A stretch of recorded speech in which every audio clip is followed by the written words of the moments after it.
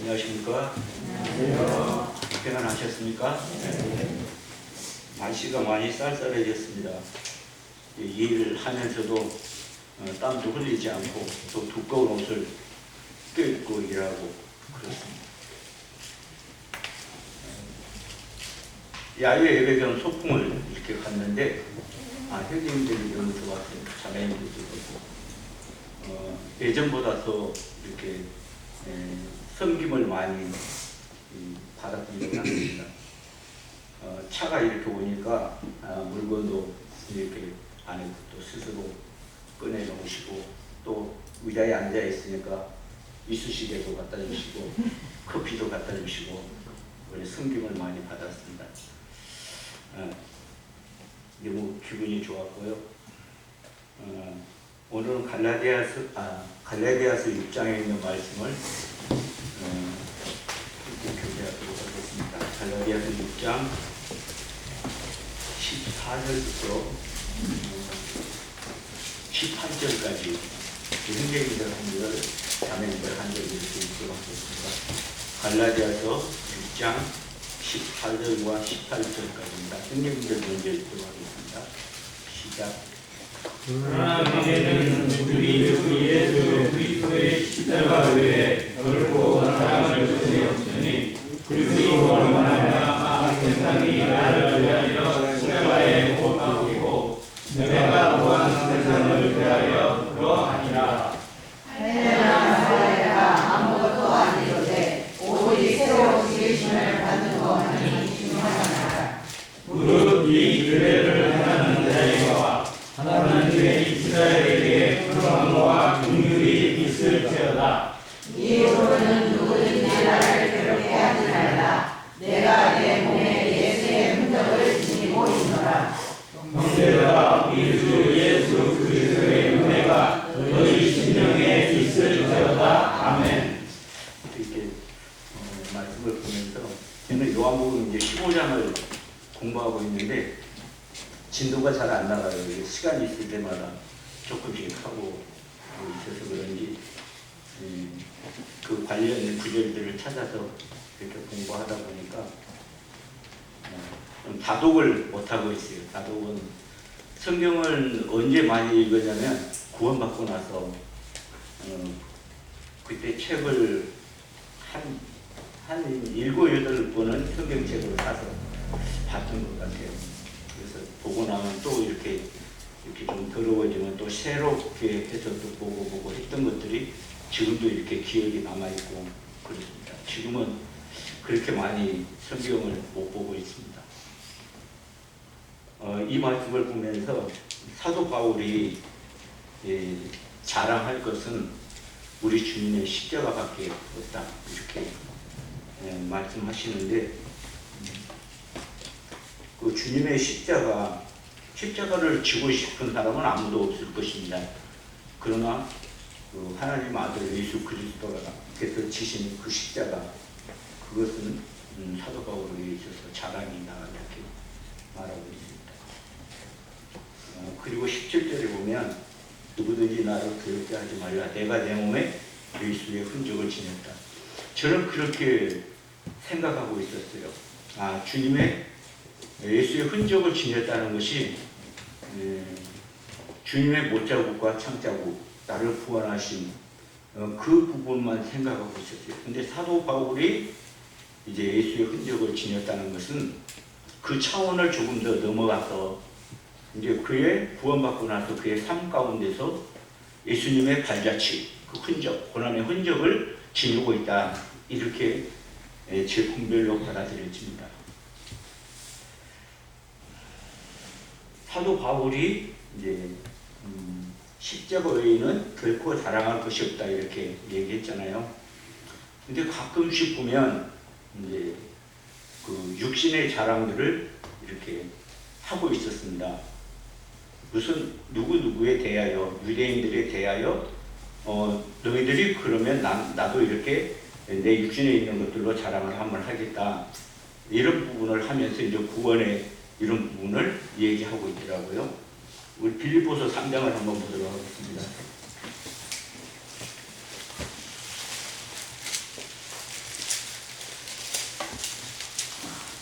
빌립보서 3장 3절부터 제가 읽도록 하겠습니다.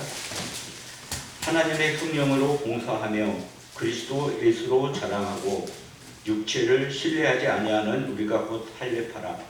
그러나 나도 육체를 신뢰할 만하며 만일 누구든지 다른 이가 육체를 신뢰할 것이 있는 줄로 생각하면 나는 더욱 그러하리니 나는 8일 만에 할례를 받고 이스라엘 족속이요 베냐민 지파요 히브리인 중에 히브리인이요 율법으로는 바리새인이요 열심으로는 교회를 박해하고 율법의 의로는 흠이 없는 자라. 유대인에게 이렇게 사울이라는 이름 하에서 그 신분을 나타내는 것에 있잖아요.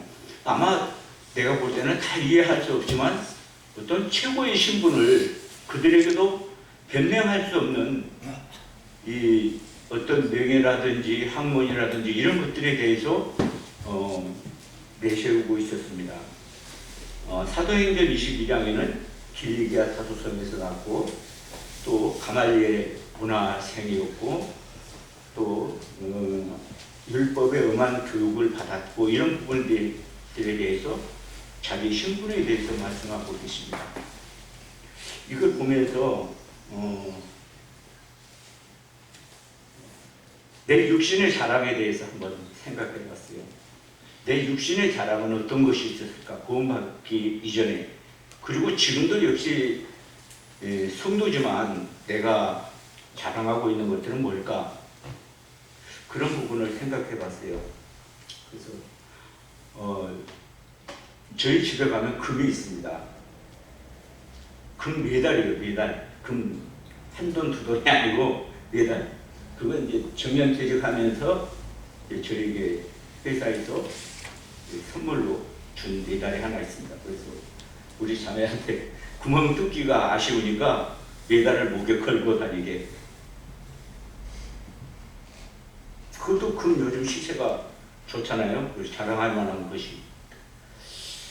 그리고 가끔가다 이 강단에서 말씀을 전하는 행제님이 주식 얘기를 합니다. 그러면은 옆에 앉아있던 준혁이가 옆구리를 쿡 찌르요. 왜? 나한테 주식에 대한 그런 부분을 확인하는 것을 보고 얘기하는 것을 들었거든요. 가슴이 뜨끔하더라고 내가. 근데 주식이 직장에서 이제 성과금을 줄 때 주식으로 줍니다. 주식으로 줘서 그걸 또 팔아서 또 다른 것을 사고 이러다 보니까 이제 주식이 그대로 남아 있어요. 그런데 그 주식이라는 게 사람을 미혹하는 거는 맞아요. 정신이 뭐 초단위로 어떤 금액이 왔다 갔다 하니까 어떤 긍정적인 것에 대해서 늘 마음이 갑니다. 그래서 시간 있을 때는 이렇게 들여다보고 또 좋은 것들이 있으면 또 다른 것으로 갈아타기도 하고 이런 것이 저에게도 있어요.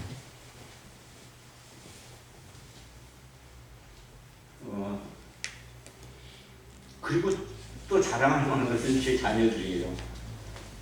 다 믿음 안에 있잖아요. 믿음 안에 있고 다 직장도 있고 뭐 나에게 손 내밀지 않고 그거 모두 다 그러겠죠. 그리고 손자들도 있습니다. 손자 손녀도 비율에 맞게 손자 셋, 손녀 둘 얼마나 좋습니까?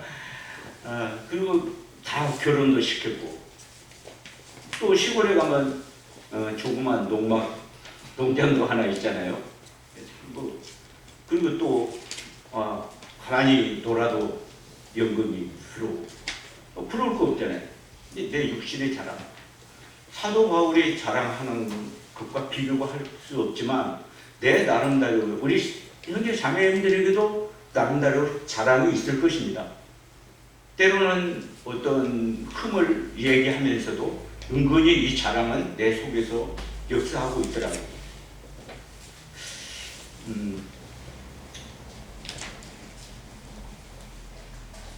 우리 사도행전 9장을 한번 보도록 하겠습니다.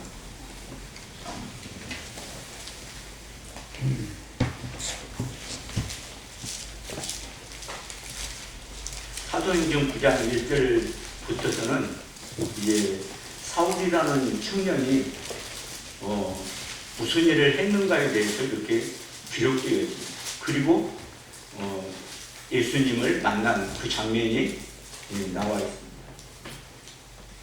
9장 1절에 보면 사울이 주 제자들에 대하여 여전히 위협과 살기가 등등하여 대제사장에게 가서 이렇게 이제 아주 젊은 이 혈육과 명예와 이런 것을 지니고 이제 그리스도인들을 잡아서 이제 예루살렘으로 데리고 와서 이렇게 가두려는 그런 이제 상황에 있습니다.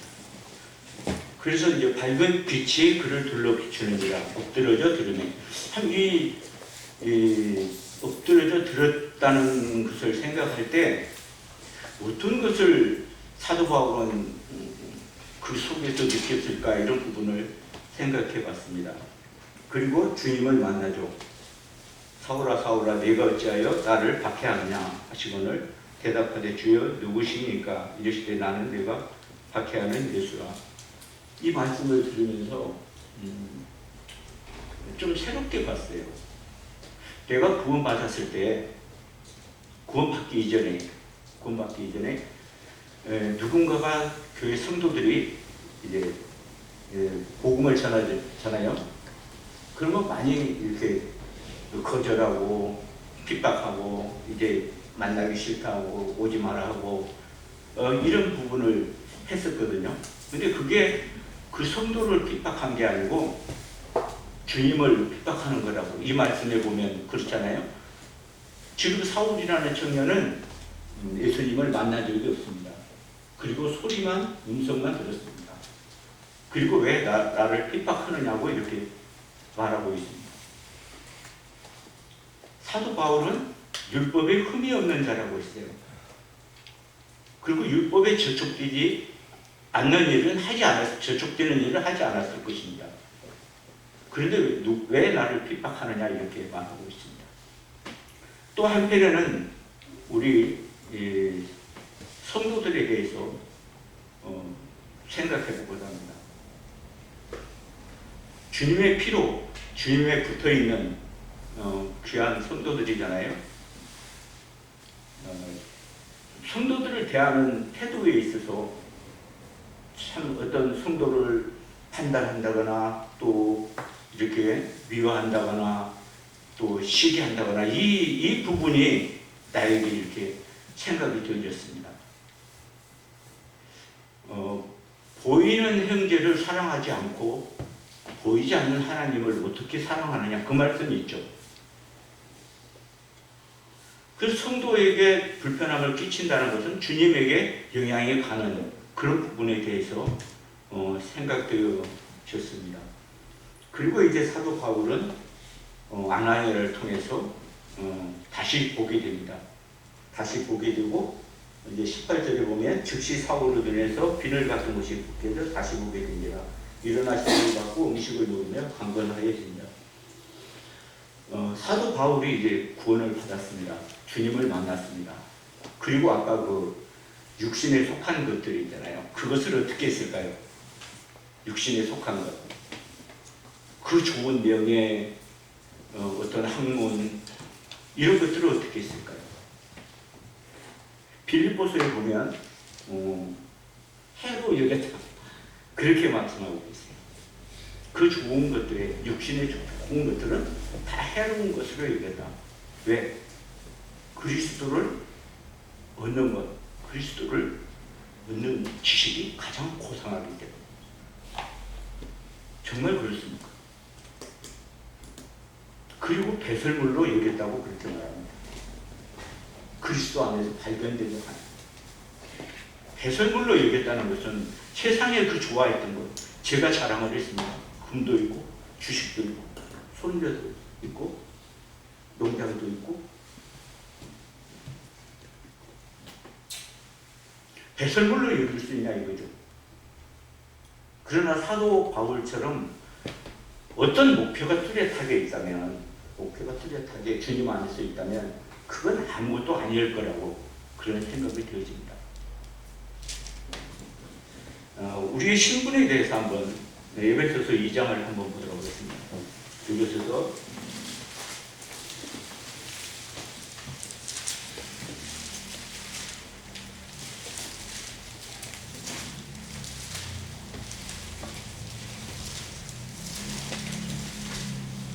에베소서 2장 11절부터 읽도록 하겠습니다. 그러므로 생각하라. 너희는 그때의 육체로는 이방인이요 손으로 육체에 행한 할례를 받는 무리라 칭하는 자들로부터 할례를 받지 않는 무리라 칭함을 받은 자들이라. 그때 너희는 그리스도 밖에 있었고 이스라엘 나라 밖에 사람이라. 약속 언약들에 대하여는 외인이요 세상에서 소망도 없고 하나님도 없는 자들이니 이제는 전에 멀리 있던 너희가 그리스도 예수 안에서 그리스도 피로 가까워졌느니라. 베드로 전서에서는 우리를 왕 같은 제사장이라고 표현하고 있습니다. 우리는 그 이스라엘 사도 바울이 생각했던 그 육체를 신뢰하는 할 만한 것들에 비하면 우리는 완전 이방인이고 아무것도 없는 하나님도 없는 그런 자라고 말하고 있습니다. 제가 이 앞에 주일날 얘기하면서 그 용해로에 대해서 물어봤습니다. 주철을 용해할 때 일반 쇠를 용해할 때 온도가 생물 녹는 온도가 1300, 1400도 정도 되면 녹기 시작합니다. 그래서 1430도 되면 완전 용용 상태가 돼요. 그래서 최고 주철을 올릴 수 있는 온도는 1530도. 1530도 이 상황이 되면 이제 산화가 되기 시작합니다. 그래서 쇠가 별로 좋지 않게 됩니다.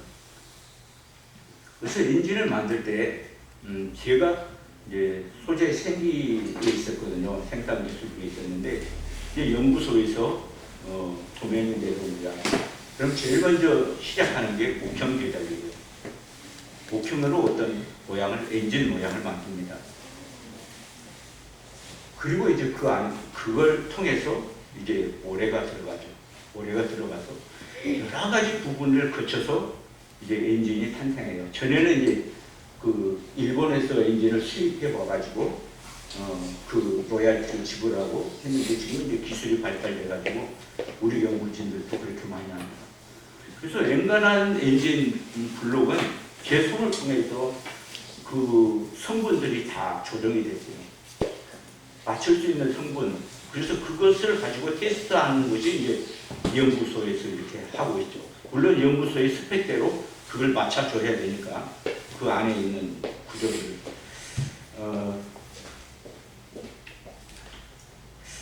그래서 참 어떤 우리 교회 안에서 참 이 지체들의 역할은 정말 다양하다 이렇게 생각합니다. 그래서 서로 존중해 주고 또 그 역할에 대해서 또 이해해 주고 우리는 알 수 없어요. 때로는 이제 바울이 성령에 이끄는 삶 그리고 성령들이 형제 자매들이 이끄는 삶 성령에 이끄는 삶은 조금 틀리더라고요. 이 부분이. 근데 주님께서는 사도 바울을 이제 로마까지 이렇게 일반인까지 복음을 전하는 그런 택한 그릇으로 삼았잖아요. 근데 성도들은 가는 곳마다 성령님께서 가지 마라. 거기에 가면 이게 결박된다. 이런 부분을 말씀을 하시더라고요. 그래서 참 때로는 우리가 무엇인가를 하게 될 때 참 기도가 필요하구나 이런 부분에 대해서 생각이 듭니다. 어쨌든 우리는 생각하라는 것입니다. 우리의 신분이 어떠한 자였고 그러한 신분에서 우리는 어떻게 구원을 받았는가. 저는 가끔가다 그런 생각을 해요. 지옥에서 건진받았다. 실제로 그 뜨거움을 느낀다. 용광로를 생각합니다. 용광로를 생각하면 정말 그 뜨거운 단단한 그 쇳덩어리도 들어가면 녹아버리잖아요. 그래서 거기서 건짐을 받았다는 것, 그것이 얼마나 감사한지 모릅니다. 우리는 수양회 때 우리 형제 자매님들이 서로 교제를 했습니다. 버릴 것에 대해서 뭐 몇 가지인가 이렇게 놓고 하나하나 버릴 것에 대해서, 그리고 최종 마지막으로 남는 것에 대해서 교제했잖아요. 어떻게 지켜지고 있나요? 나는 무엇을 이렇게 전체적으로 이렇게 삭제하고 이걸 버려야 되겠다, 이걸 버려야 되고, 최종 남은 것은 무슨 뭐 사랑이라든지 이런 부분에 대해서, 예수님이라든지 이런 부분에 대해서 교제를 했었습니다.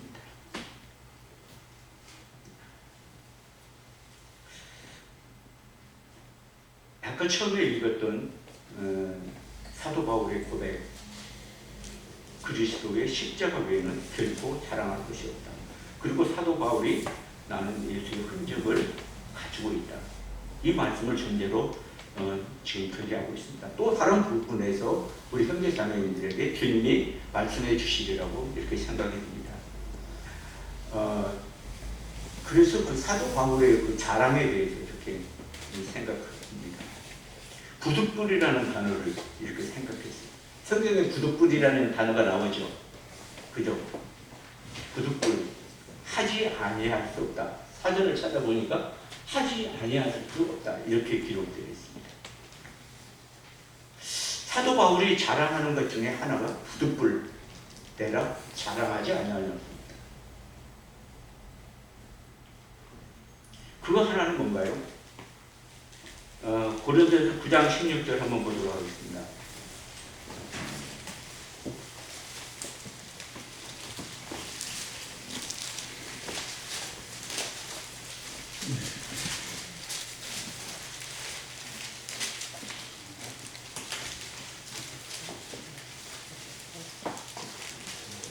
내가 복음을 전할지라도 자랑할 것이 없음은 내가 부득불을 할 일이다. 만일 복음을 전하지 않으면 내게 화가 있을 것입니다. 부득불이라는 단어가 여기에 있습니다. 부득불. 내가 복음을 전하지 아니하면. 그래서 사도 바울은 주님이 주신 그 목표, 주님의 발자취를 따라가는 그 흔적을 통해서 이스라엘과 임금들과 유대와 이방인까지 이렇게 그 발자취를 따라가게 되는 것입니다. 복음을 전하는 자들이 복음으로 말미암아 살리라. 또 그 권리를 다 쓰지 않는 것이다. 이렇게 말씀하시면서 내가 복음을 전할지라도 자랑할 것이 없으면 내가 부득불 할 일임이라 이렇게 말하고 있습니다. 또 두 번째는 고린도후서 11장 30절 한번 보도록 하겠습니다.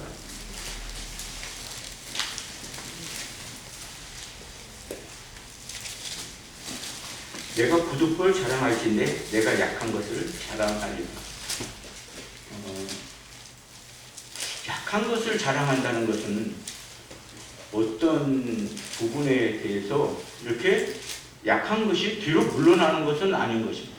그리스도 안에서 약하게 될 때 주님의 일하고 더 성령님 안에서 더 나아가는 부분일 거라고 생각합니다. 이 부분에 있어서는 교회에 대해서 말하고 있습니다. 사도 바울은 1차 전도여행, 2차 전도여행, 3차 전도여행을 했습니다. 그 발자취를 한번 지도를 찾아서 찾아봤는데 너무나 이게 제가 상상할 수 없을 만큼 어떻게 하면 이렇게 할 수 있을까라는 그런 생각을 갖게 되었습니다. 가는 곳마다 복음을 전했습니다. 복음을 전하고 교회가 탄생을 했습니다. 그리고 그는 복음을 전하면서 많은 위험에 처하고 죽음에 처하기도 하고 위험에 처하기도 하고 그런 상황 가운데 복음을 전했습니다. 그리고 3차 전도여행에는 그 생겨난 교회들을 통해서 돌아볼 때 참 여러 가지 부분들이 거짓 그리스도인들도 있을 것이고 여러 부분들이 희석되어 있는 그런 모습을 통해서 여기에서는 이제 교회에 대해서 염려하는 그런 모습을, 교회에 대해서 근심하는 모습을 보게 됩니다. 28절에 보면 그런 고난은 의외하고 그런 일은 고사하고 아직도 날마다 내 속에 늘 이런 일이 있으니 곧 모든 교회를 위하여 염려하는 것이라 이렇게 말씀하시면서 내가 거듭을 자랑할진대 내가 약한 것을 자랑한다 이렇게 말씀하고 계십니다. 그리고 이제 세 번째는 12장 1절에 나옵니다. 모육하나와 내가 거듭을 자랑하노니 주의 환상과 계시를 말하며 사도 바울은 실제 하늘에 이제 이끌려 올라갔습니다. 낙원에 들어갔습니다. 그리고 사람으로서 가히 말할 수 없는 그 음성을 듣게 됩니다. 그래서 그것이 자랑스러웠던 것 같아요. 그러나 약한 것들을 자랑하게 된다고 사도 바울은 말하고 있습니다.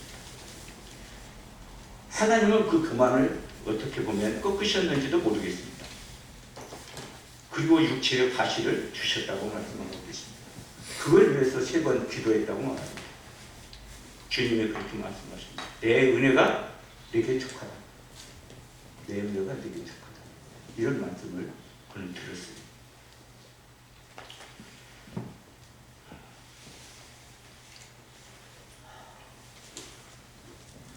그러면서 약한 것들에 대해서 자랑하고 있습니다. 왜? 그리스도 능력이 내게 묻는 사도 바울에게는 늘 세상에 속한 그런 육신적인 것들도 나올 수 있는 상황일 것입니다. 그래서 늘 자랑을 할 수도 있을 것입니다. 주님의 그 놀라운 그 음성과 계시들을 듣고 교만해질 수도 있을 것입니다. 그러나 그는 육체의 가시를 통해서 늘 그것을 쳐서 복종했을 것이라는 생각을 하게 됩니다. 그리고 그것이 나올 때마다 그런 것들을 늘 배설로 늘고 주님 앞에 기도하고 또 내가 하는 것이 아니라 내 속에서 나를 이끄시고 계시는 하나님의 힘으로 하는 것.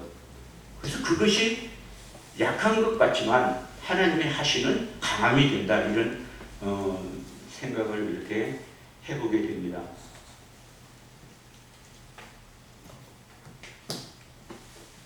고린도후서 12장 10절 읽도록 하겠습니다.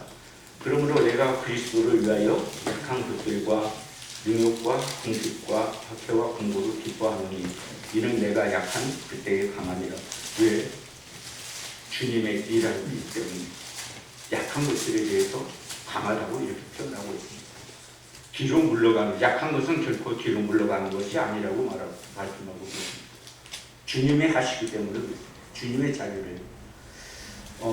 저는 이 말씀을 보면서 형제님들이 이제 나이가 좀 들으신 것 같아요. 그래서 교제하다 보니까 내가 이제 누울 자리가 어떻게 해야 될 건가 그런 교제를 하시더라고. 화장을 해서 어디 가루를 해서 조그만 곳에 묻혀야 될까? 아니면 이게 어디다 뿌려야 될까? 근데 저는 개인적으로 그랬습니다. 화장을 해서 경치 좋은 곳에 그냥 조용한 곳에 갖다 그냥 뿌렸으면 좋겠다. 지금 뭐 산소를 관리하는 거 보니까 작은 형님하고 나하고만 둘이 걸쳐를 하고 있는데 그 자녀들을 따라다니지 않아요. 전부 다 하나 둘이 자녀들인데 그래서 이제 그 윗대는 다 문명화되고 찾아갈 수가 없어요.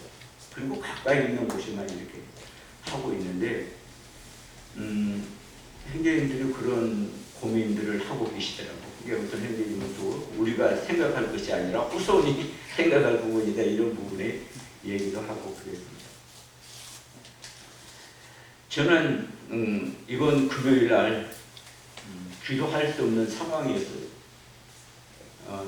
기도하러 오기는 왔는데 마음이 늘 불편했습니다. 저도 기도 집회 시간에 잘 참석을 못하거든요. 마음은 있는데 발걸음이 안 떨어져요. 요즘은 또 해도 짧아져가지고 일 좀 가서 해야 되겠는데 어두워져 버려요. 그 지금 양파를 심어야 되는데 비가 계속 오고 하니까 땅을 갈 수가 없어요. 근데 저는 근근히 해서 마늘을 심어놨습니다. 그런데 근데 마늘도 못 심고 있는 그 시골 분들이 계시더라고요. 우리 거는 지금 파릇파릇 요만큼씩 났는데 아직 갈지를 못하고 있는 분들의 마음이 내가 가서 막 날씨만 이렇게 좋으면 가서 해주고 싶은 그런 마음이 있었습니다. 근데 금요 집회 때 기도를 했습니다. 형제님들의 기도를 하면서 기도 집회 시간에 주님이 말씀해 주시는구나. 나의 자아, 내 생각 이런 것들로 인해서 누군가를 불편하게 어떤 자매를 내 자매를 우리 자매를 불편하게 했던 것이 주님이 그대로 기도 집회 시간에 주님의 영광을 위해서 하는 것들에 대해서 이 섬김의 것들에 대해서 이 화합에 대해서 이런 기도를 할 때 내 마음이 싹 녹아 주님이 그렇게 말씀하시는구나. 그래서 기도하게 하시는구나. 이런 부분을 느꼈습니다. 오늘 사도 바울의 자랑을 통해서 또 나의 자랑을 통해서 사도 바울이 구원받고 무엇인가를 버린 것에 대해서 우리가 구원을 받고 무엇인가를 버릴 것에 대해서 이런 부분을 함께 나눠봤습니다. 또 잘못된 교제가 있더라도 우리 형제자매님들께서 이해해 주시고 그보다 더 말씀을 통해서 더 풍성한 주님으로부터 오는 교훈이 있기를 바랍니다. 이상 마치도록 하겠습니다.